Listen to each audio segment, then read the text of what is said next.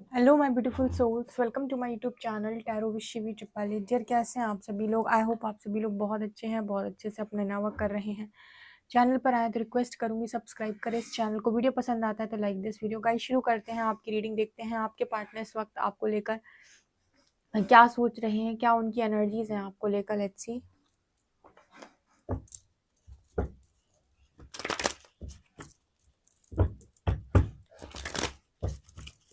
Please guide करें angels, मेरे जो व्यूअर्स उनके पार्टनर्स की करेंट एनर्जीज मेरे व्यूअर्स को लेकर क्या है। Okay, chariot,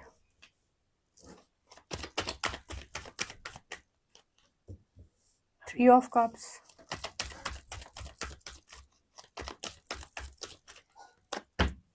7 of cups,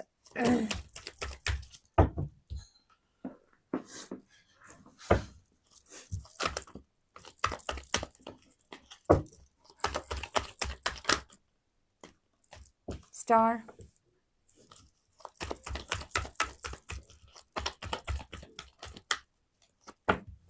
6 of Pentacles,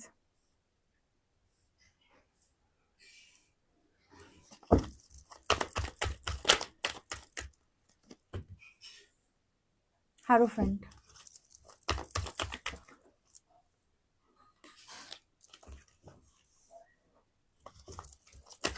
Knight of Pentacles, Devil।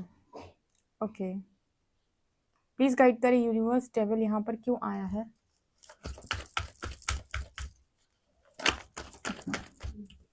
Okay, sun.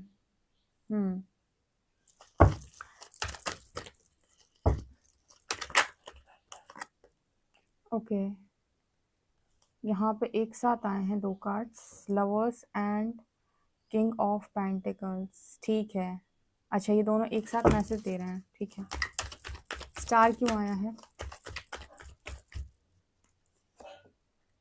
7 of Wands,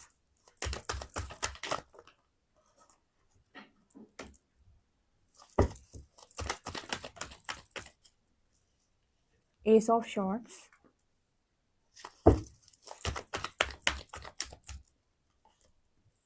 6 of Wands, 9 of Cups।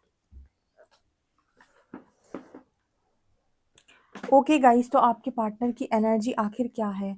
तो जो मैं यहाँ पर देख पा रही हूँ उस हिसाब से मुझे यहाँ पर ऐसा नज़र आता है कि मेरे जो व्यूअर्स हैं जिनके भी कनेक्शन में थर्ड पार्टी सिचुएशन बहुत ज़्यादा स्ट्रांगली बनी हुई है, ठीक है, आपके जो पर्सन हैं वो यहाँ पर उसकी वजह से बहुत ज़्यादा डिस्टर्ब हो चुके हैं। अब इन्होंने फाइनली एक चॉइस बनाई है कि बहुत समय हो गया, मैंने बहुत समय ले लिया, अब कोई ना कोई एक्शन मुझे लेना पड़ेगा। मतलब फाइनली इस पर्सन ने ऐसा सोच लिया है कि बस बहुत हो गया, अब मैं इससे ज़्यादा और सहन नहीं कर सकता, अब मुझे कोई ना कोई एक्शन तो यहाँ पर लेना होगा। मुझे यहाँ पर ऐसा मैसेज मिल रहा है जैसे मान लीजिए आपके जो पार्टनर हैं वो बहुत लंबे टाइम से सफ़र कर रहे हैं।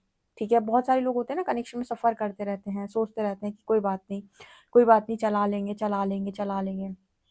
बट एक लिमिट होती है, एक लिमिट तक ही वो ऐसा कर पाते हैं कि ठीक है चला लेंगे चला लेंगे चला लेंगे। एक लिमिट के बाद फिर उन्हें ऐसा लगता है कि नो, अब मुझसे नहीं हो रहा है, आप यहाँ पर कोई ना कोई एक्शन की ज़रूरत है। तो जो मुझे यहाँ पर नज़र आ रहा है वो कुछ ऐसा है कि आपके पर्सन फाइनली अब ये सोच रहे हैं कि मैं स्टैंड लूँगा, एक्शन में आऊँगा।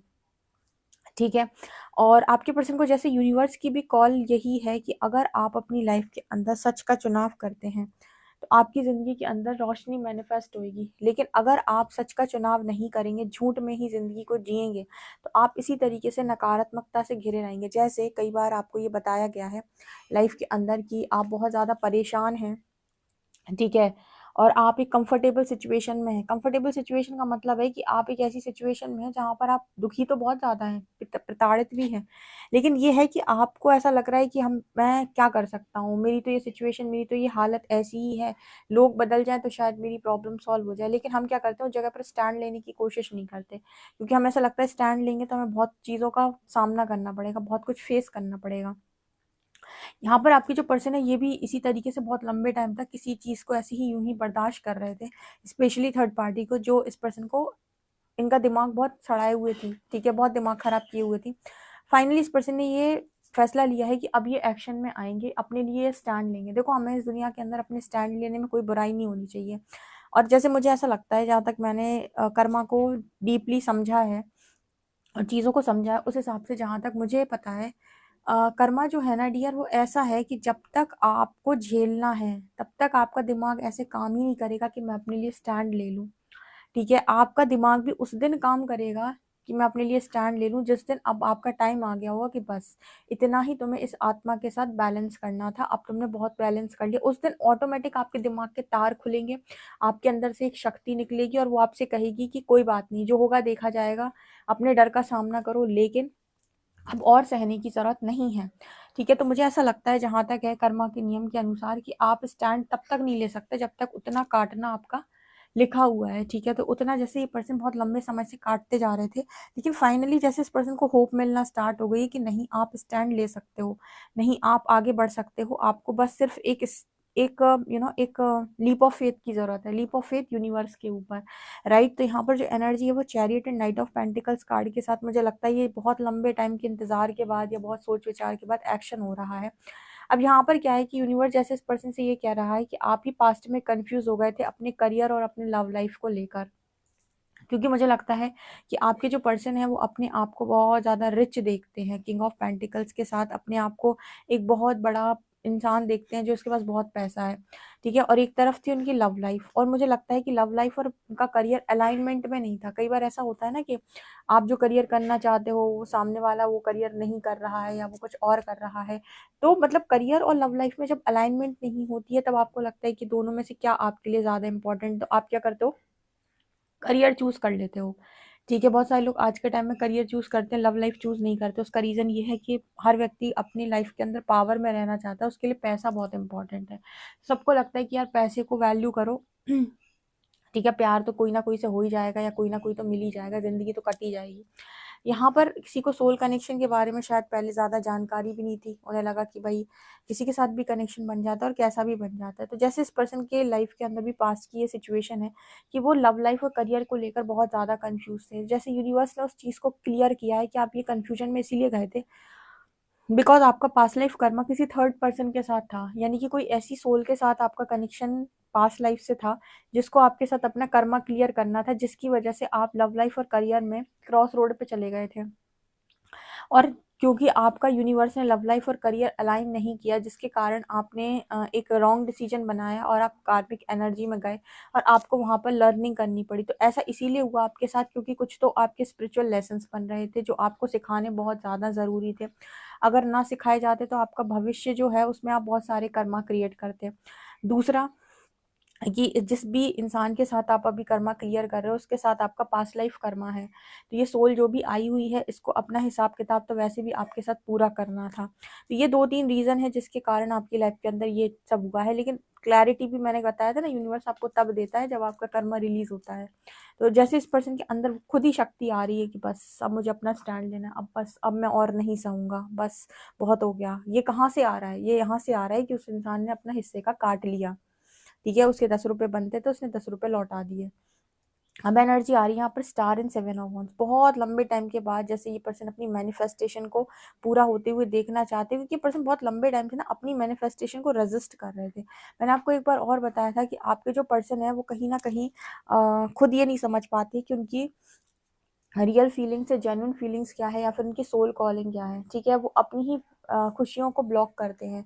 जैसे बहुत सारे लोगों के पार्टनर वो अपने ही पार्टनर से रन कर गए। क्यों रन कर गए? क्योंकि कहीं न कहीं ब्लैक आउट हो गए थे, समझ नहीं आया कि करना क्या है। और सबसे बड़ी बात कि उनके ऊपर कर्मा हावी था, और सबसे बड़ी बात कि उन्हें अपने ही मैनिफेस्टेशन में ब्लॉकेज का काम किया। अपने गुस्से के चलते, अपनी ज़िद के चलते, अपनी ईगो के चलते। तो जैसे इस पर्सन को ये रियलाइज़ करवाया जा रहा है कि भाई आपका रियल मैनिफेस्टेशन क्या है? पहले पता तो करो आपका रियल मैनिफेस्टेशन क्या है? आपका रियल मैनिफेस्टेशन वही है जहाँ से आप भागे हो, जहाँ से आप बचने का प्रयास कर रहे थे। हाँ, ठीक है? अब जाकर जैसे धीरे-धीरे इस पर्सन को क्लैरिटी आ रही है, ये समझ में आ रहा है कर्मा क्या होता है, ये समझ में आ रहा है कि आपकी ज़िंदगी के अंदर आपको एक लेसन सिखाना बहुत ज़्यादा ज़रूरी था, वो था क्लियर कम्युनिकेशन का लेसन, क्योंकि आप कभी ज़िंदगी के अंदर क्लियर कम्युनिकेट नहीं करते।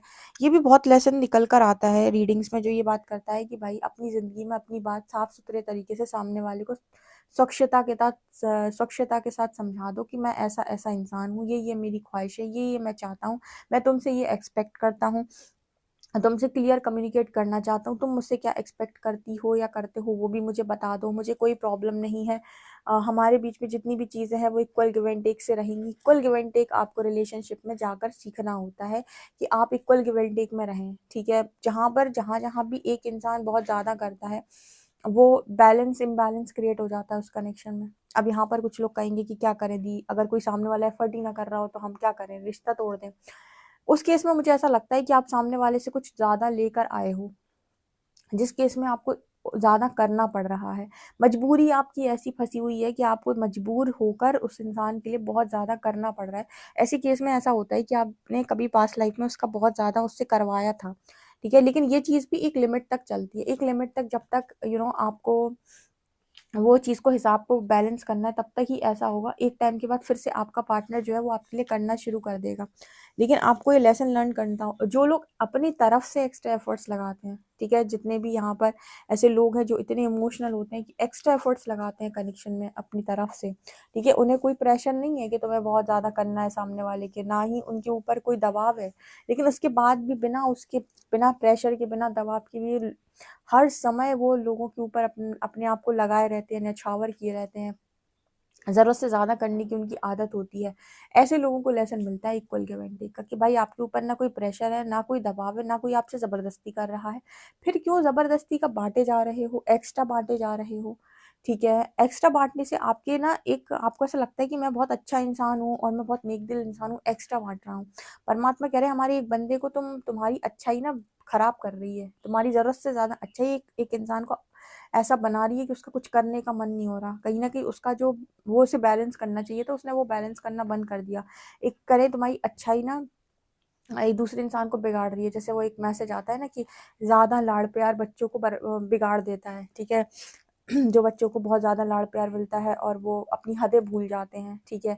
अपनी लिमिट्स भूल जाते हैं, ऐसे बच्चे बिगड़ जाते हैं। तो वही मैसेज यहाँ पर निकल कर आता है कि अगर आपकी अच्छाई बैलेंस में रहेगी, तो सामने वाले की जो बुराई है, उसका जो ईगो है, वो भी बैलेंस में रहेगा। तो आप ऐसा ना सोचें कि आप ओवर अच्छाई दिखाकर प्रकृति की मदद करते हैं, नहीं करते हैं आप, ठीक है? आप नहीं करते हैं प्रकृति की मदद। प्रकृति की मदद उसमें होती है जहाँ पर आप बैलेंस करना सीखते हैं और अपने आस-पास के लोगों को सिखाते हैं। ठीक है? तो यहाँ पर वो एनर्जी आ रही है। तो जैसे ये पर्सन को ये चीज़ भी क्लियर हुई है। इसके अलावा ना हेरोफेंट 601 जैसे आपके पार्टनर को ये बताया जा रहा है कि आपके पार्टनर की जो मैरिज है, वो आपके साथ लिखी हुई है और आप ही के साथ उनकी सारी खुशियाँ हैं। मुझे लगता है इस कनेक्शन में हीलिंग हो चुकी है। ठीक है? इस कनेक्शन का डिवाइन टाइमिंग आ गया है। वॉव! कार्मिक साइकिल रिलीज़ हो चुकी है। डेफ़िनेटली बहुत सारे लोगों के यहाँ पर रियूनियन होंगे और मैरिज फिक्स होगी। देखो यूनिवर्स ने ही कराया है सब कुछ। लेकिन यहाँ पर मैं आपको एक बात बता देती हूँ, जितनी रीडिंग्स अभी तक मैंने की हैं और जितने लोगों के सेशंस मैंने लिए, जिनके केसेस मैंने खुद से देखे हैं, उन सभी लोगों के केसेस में मैंने जितनी चीज़ों को ऑब्ज़र्व किया वो ये कि सारे लोग जिन्होंने कंट्रोल को रिलीज़ करके सिर्फ़ अपना कार्य किया था, उन सबकी लाइफ़ के अंदर इस तरह की चीज़ें हो रही हैं। और जिन्होंने कंट्रोल को रिलीज़ नहीं किया, जिनको बहुत ज़्यादा थर्ड पार्टी ट्रिगर होती है, ठीक है? और जिनको बहुत ज़्यादा थर्ड पार्टी से प्रॉब्लम होती है और वो हर वक़्त यूनिवर्स को ये प्रे करते हैं कि थर्ड पार्टी को निकाल दो। ठीक है? अपनी चीज़ों पर उनका कोई ध्यान नहीं रहता, अपने लेसन्स पर उनका कोई ध्यान नहीं रहता। ऐसे लोग बहुत लंबे टाइम तक भी रियूनियन को अचीव नहीं कर पाते या फिर उनका रियूनियन होता ही नहीं है या फिर उनके रियूनियन में डिले होता चला जाता है या फिर वो अपनी मंज़िल को नहीं पा पाते क्योंकि वो कंट्रोल नहीं छोड़ रहे। ठीक है? उन्होंने कहीं से सुन लिया ऐसा करने से रियूनियन होता है तो उन्होंने वैसा कर लिया, ऐसा करने से रियूनियन होता है तो वैसा कर लिया। जो एक्चुअल लर्निंग करनी चाहिए थी, जो एक्चुअल बनना चाहिए था, वो नहीं बने हैं, ठीक है? मैं कहती हूँ ना कि थोड़ा-सा कर लिया, फिर रुक गए, फिर थोड़ा-सा कर लिया, फिर रुक गए, फिर कह दिया मैं तो इनफ वर्क किया था, कुछ हुआ क्यों नहीं? ऐसे नहीं होता है, ठीक है? आपको प्रॉपर जाना होता है, हर एक छोटी चीज़ को ऑब्ज़र्व करके अपने व्यक्तित्व में उतारनी होती है, कोई शॉर्टकट नहीं है। हीलिंग से आप लोगों की क्या बोलते हीलिंग कर लो आप तो हीलिंग से आपके इश्यूज़ तो ठीक हो जाएँगे, लेकिन आपको जो आपको चाहिए या जैसा आप सामने वाले को देखना चाहते हो ना, वो तब पॉसिबल होता है जब आप व्यक्तित्व में सारी चीज़ें उतार लेते हो। ठीक है? तो ये मैसेजेस यहाँ पर आ रहे हैं। So definitely guys congratulations comment section में आप इस रीडिंग को क्लेम करें और अपने आप को कहीं न कहीं यूनिवर्स को जो भी है, जो भी अभी भी इश्यूज़ आपके रह गए उनको यूनिवर्स को सरेंडर करें क्योंकि इस कनेक्शन का तो डिवाइन टाइमिंग आ गया गाइज़, ठीक है? इस कनेक्शन का तो डिवाइन टाइमिंग दिखाई दे रहा है मुझे, ठीक है? यहाँ पर हीलिंग हो चुकी है, यहाँ पर 9 के 9 कप्स मुझे फुल होते हुए नज़र आ रहे हैं। मतलब जैसे यूनिवर्स यहाँ पर आपको ब्लेस कर रहा है इस कनेक्शन के साथ और फाइनली थर्ड पार्टी जा रही है। फाइनली वो आपकी लाइफ से जा रही है और उसके जाने का रीज़न भी मैंने आपको बता दिया, उसके आने का रीज़न भी मैंने आपको बता दिया। आपके पर्सन की भी यहाँ पर हीलिंग हो चुकी है और उनके दिमाग के ताले भी खोले जा रहे हैं। जो वो क्रॉस रोड पे चले गए थे, उस चीज़ की क्लैरिटी उनको दी जा रही है और कम्युनिकेशन से रिलेटेड उनको मैसेज समझा दिए गए हैं, बता दिए गए हैं। ये रीडिंग निकल कर आई है। डेफिनिटली आप इस रीडिंग को क्लेम करें। वीडियो पसंद आए तो like this video, subscribe my channel. Thank you guys.